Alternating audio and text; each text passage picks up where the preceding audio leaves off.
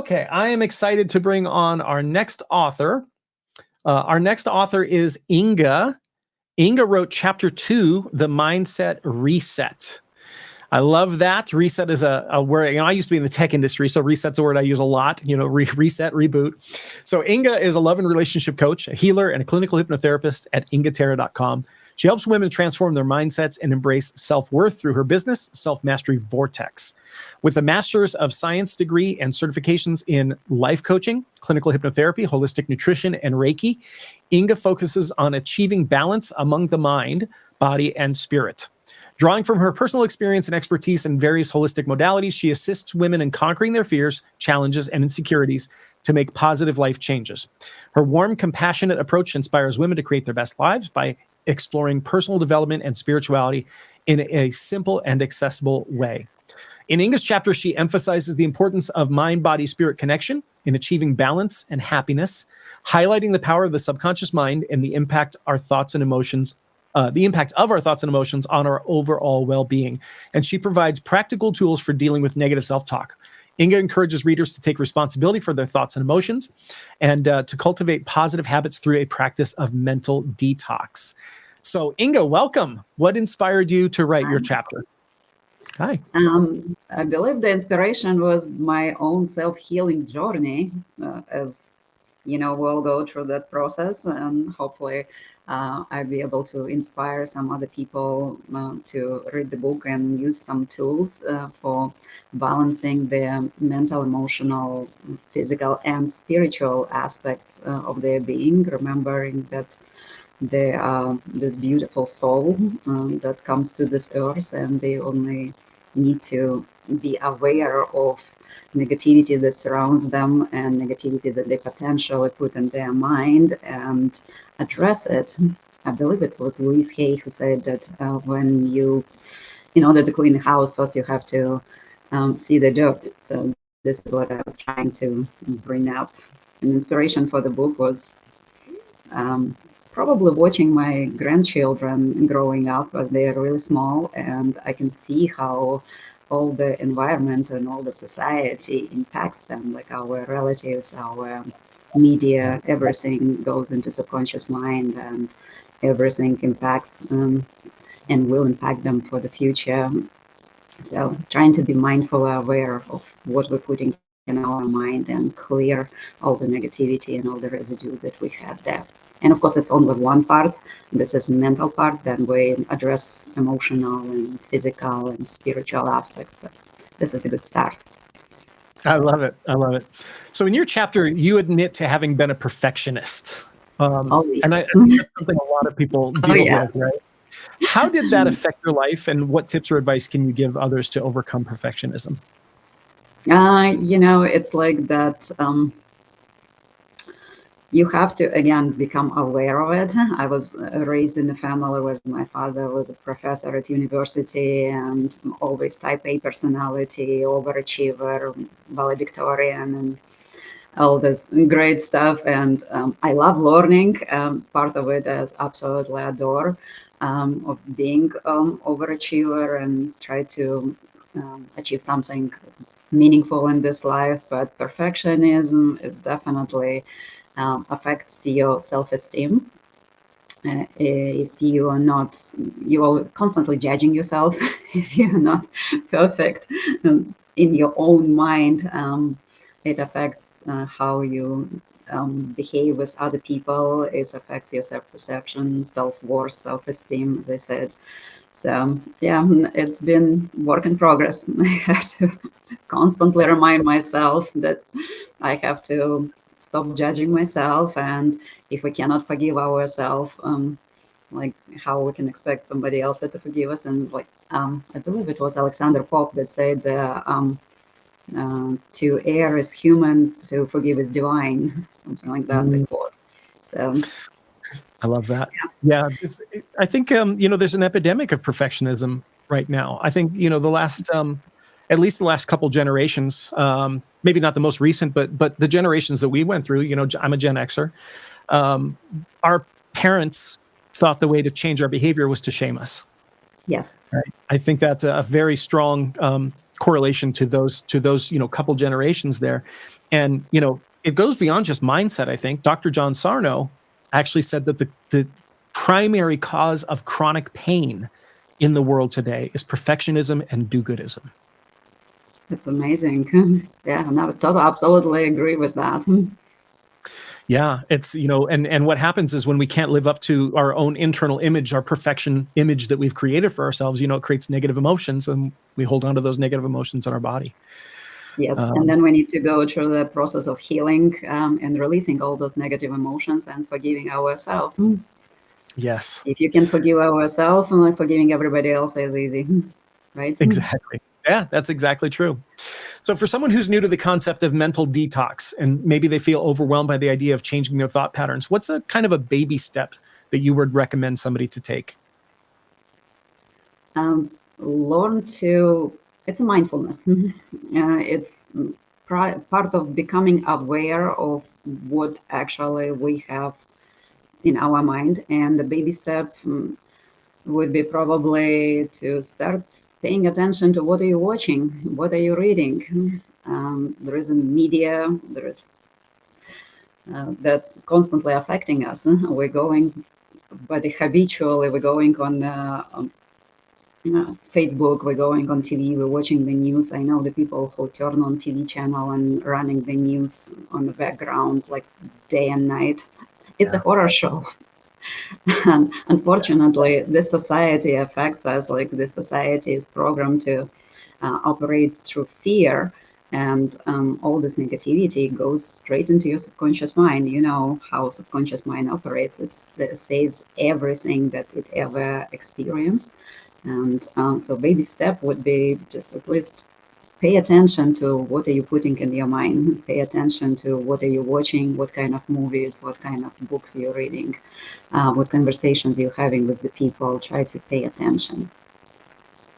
That's so powerful. I get people all the time, they go, but, if I turn off the news, how will I be informed? How will I know what's going on in the world? What do you say to that? Whatever information you need to listen, whatever is necessary, you will have delivered to you. Trust the universe. And again, what you concentrating on when you sending your attention will be delivered to you. This is the power of positive thinking. And so operating through fear is bring more fear in your life. If you're afraid, if you're constantly expecting the negativity to happen in your life, you will subconsciously bring it into your life. You will attract it to your life. So where you Right. pay attention, where that's what that's what brings into your life. Yeah, I mean, even right now, currently, of course, there's a war going on in Ukraine, and Yes. when I suggest to turn off the news, sometimes people are like, "But how am I going to know what's going on in Ukraine?" And my answer to them is, "Why do you need to know what's going on in Ukraine? Do you have Yes. family members who live there? Are you worried about them? I Or your do. family I have some distant family members. Most of my family here in the United States. I moved Yeah, here 26 years ago, so it's been a while. But I yeah, definitely have friends and co-workers and some good acquaintances there. And it's a heartbreaking what's going on. And I definitely try to give them as much support as I can. Physically, mentally, emotionally, everything I could do. But yeah, I had to stop watching news. Like there are streams of the news from Ukraine, from the war, and when it all started, I had to literally stop myself from doing it because I yeah. noticed how it was affecting me on all levels. Yes, and that's the thing, is that many of these things that are reported to us from halfway around the world don't actually affect us at all. They only affect us if we put our attention on them, right? That's They true. affect us internally, not externally. And That's true. I think that's so important to, like you said, manage between, what you're putting your attention on. If we look at even concepts like Ho'oponopono, whatever you put your attention on expands. So if Yes. you're, and we're speaking energetically, spiritually here, but if you're watching news about the war, are you contributing to the energy of the war? Yes, it is. And this society operates through fear. So if you afraid of everything, and we're raised like this. Our parents were afraid of everything when they taught us to be afraid of, like, if you're paying attention to more of that, you will attract more of that. Like, it also shows that you are not trusting the universe, you're not trusting the whatever your God of understanding, like the spiritual essence. You're not trusting that you're gonna bring the positive things in your life. You're trusting that you're gonna get something that's worth being afraid of. Yeah. I think, overall, I think, just the news cycle itself sort of contributes to a lack of confidence that people have in their own life and their own ability to manage their life, have what they want in their life. It's sort of a, there's always been this phrase that, the TV hypnotizes you. That's why it's called programming. And I think the TV, in many ways, especially the news stations, hypnotize people to believe that they're an effect, because they're bringing all these stories to you that you feel like you don't have any power over. I agree. Absolutely. That's why it's so important to be mindful about what you're watching. There is a different energy between the comedy and the violence, and there is way too much violence in the world already, and this is what we need to take out of our mind, detox our mind from that. Yeah. So can you discuss the connection between the mental detox and physical health? We spoke a little bit earlier about Dr. Sarno, and how the techniques you described can actually bring an overall well-being. Well, it is very difficult. Research actually shows that it is very difficult to be depressed and in a state of gratitude, like, at the same time. So when you're in the state of gratitude, which is one of the tools for the mental detox, is being grateful for every moment, your body gets flooded with the serotonin. So it's practically impossible to stay depressed and stay in a negative state of mind. And this is just one of the researches that available for proving our connections between our physical health and our mental health. I used to volunteer at the Banner hospitals, and I was working with the clients, and being a part of a program was effects of the hypnotherapy on the state of the health and mental states and parts of relaxation that people do during the guided imagery. So the research actually was showing the effect of just the 15-20 minutes of the guided meditation or some type of mindfulness meditation on the levels of pain and the reduction of pain, because when we expect our pain, the expectation of pain actually creates more pain, that.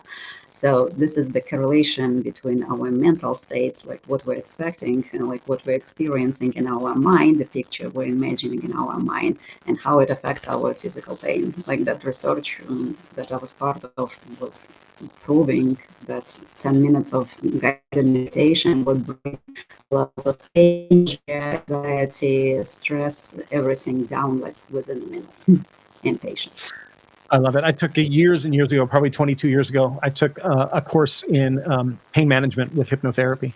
And the first thing that the instructor taught was, if you stub your toe, the first thing you say is thank you.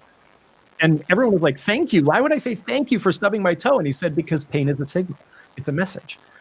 If you didn't get that message, you might stub your toe until it falls off. So be grateful for the pain, and the pain disappears. And that was an amazing message. All right, so we're here promoting our brand new book. This is our virtual book tour for our book called Mastery of the Mind, The Pathway to Empowerment. And Inga, of course, is one of the authors. She co-authored the book, Chapter 2, The Mindset Reset. And this book is available today. We launched yesterday. If you buy today by 11:59 p.m. Pacific, then you will get over $1,000 in gifts from the authors. The way that you do that is you go to masteryofthemindbook.com. Masteryofthemindbook.com. That'll bring you over to this website. Don't go directly to Amazon because you won't get the gifts. Make sure you come to this website. You can read about the book, read about the authors, click one of these green buttons, and it will give you the simple 3 steps to do to get the book and also get the $1,000 in gifts, because Amazon won't tell us who buys the books. So we need you to follow the 3 steps in order to get it. Thank you so much, Inga. Thank you for spending time with me, for contributing to the book, and really appreciate you. Thank you so much, Michael. Thank you.